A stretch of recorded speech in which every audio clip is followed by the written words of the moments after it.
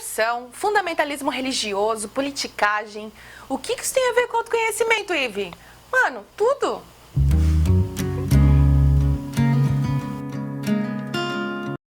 Nesse vídeo eu respondo a pergunta do Suerlândio, que me procurou no Facebook para falar sobre política, venda de votos, né, e o momento atual do Brasil. Mas como esse canal ele fala sobre autoconhecimento e espiritualidade, eu resolvi buscar lá na mitologia grega uma reflexão bem bacana pra gente aqui. E por que eu fui buscar lá longe, lá na Grécia, essas reflexões? Porque assim, eu acredito que os nossos problemas de corrupção, de moralidade em relação à política, ela vem não só dessa vida, ela vem de outras vidas também.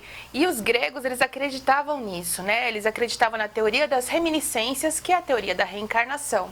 Então, por exemplo, quem nunca ouviu falar dos oráculos de Delfos, por exemplo? E quando uma criança grega nascia, lá na antiguidade, eles tinham esse costume de levar um oráculo para que a pitonisa ou a Pitia pudesse avaliar a situação daquela criança e ver se o nome dela estava adequado para a missão que ela tinha aqui na Terra, de purificar, de rever as suas atitudes anteriores, inclusive de direcionar os primeiros estudos daquela criança, porque eles acreditavam que ao invés da gente fixar uma educação técnica logo no início da vida, a gente tinha que proporcionar educação de valores, né? Porque só nos primeiros anos de vida que a gente conseguiria, né? Conseguiria, ó, a gente consegue, né? Modificar alguns padrões repetitivos dessas e de outras vidas, né? Agora, o interessante em relação ao que eu tô querendo falar sobre política é que depois dessa primeira educação na Grécia, da paideia e dos ginásios, esse jovem depois ele tinha que se apresentar novamente ao oráculo, onde ele seria novamente avalizado, né? Ver se aquela educação do princípio ela teria norteado realmente os objetivos de transformação moral e de ampliação de leitura de mundo daquela pessoa. E aí, a partir daí, ela tinha que ir em praça pública responder algumas perguntas. Quem eu sou? Quais são os meus talentos? E como eu posso usar os meus talentos em benefício da polis, em benefício dessa sociedade que está posta aqui?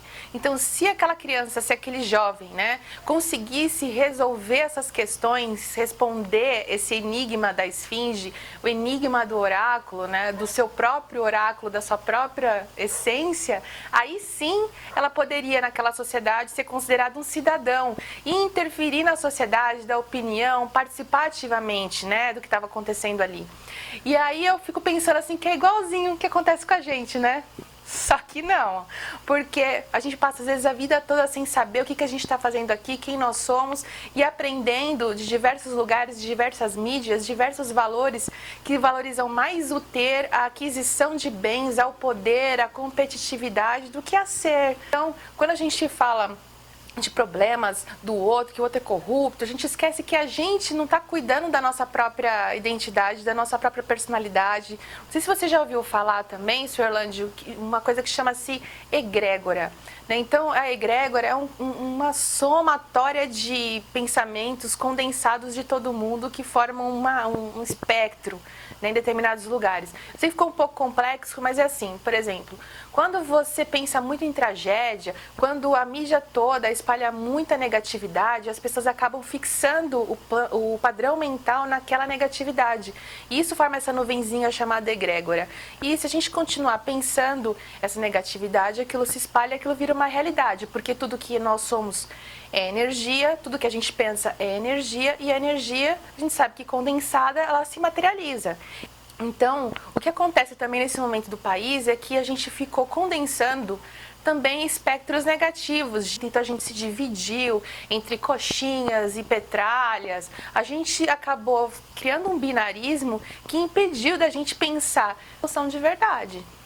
Então eu fico pensando que antes da gente, às vezes, colocar, né, o nosso dedo apontando para os outros, a gente tem que ver que tem 3 apontados para a gente, né? E que às vezes a gente acaba achando que está lutando por justiça, levantando bandeiras mais egóicas, né, mais relacionadas ao que a gente acredita como verdade para nós, e esquecendo que existe uma verdade coletiva, né, e que existe um bem coletivo e que a gente deve primar por isso, né? Então cuidar das mulheres, problemas como o genocídio da juventude negra, que é fato no Brasil, a gente cuidar da questão da reforma agrária, as pessoas que têm menos oportunidade, e a gente buscar essa diminuição da desigualdade. Então, assim, Quer transformar o mundo? Então mude a si mesmo. Se a gente começar a transformar um pouco o nosso olhar, ampliar o nosso olhar para o bem, para a bondade, para a empatia, para o amor, eu tenho certeza que isso vai começar a reverberar. Então a gente vai poder criar uma egrégora mais positiva e juntos buscar uma mudança boa para todo mundo.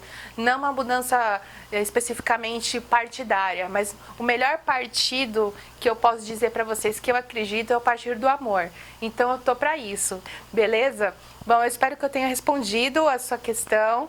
Eu espero que vocês continuem me mandando perguntas. Então pode colocar aqui nos comentários, né, outras questões que vocês querem saber, que eu vou providenciar vídeos bacanas para vocês. Outra coisa que eu gostaria de indicar aqui é a Paideia, o livro do Werner Jaeger, que é um clássico sobre mitologia, e você pode aprender muito mais sobre o que nós somos hoje a partir do que a gente foi ontem, beleza? Bom, lembre-se de se inscrever no meu canal, compartilhe esse vídeo nas redes sociais, dá um joinha se você gostou e até a próxima semana com mais um Ive Responde.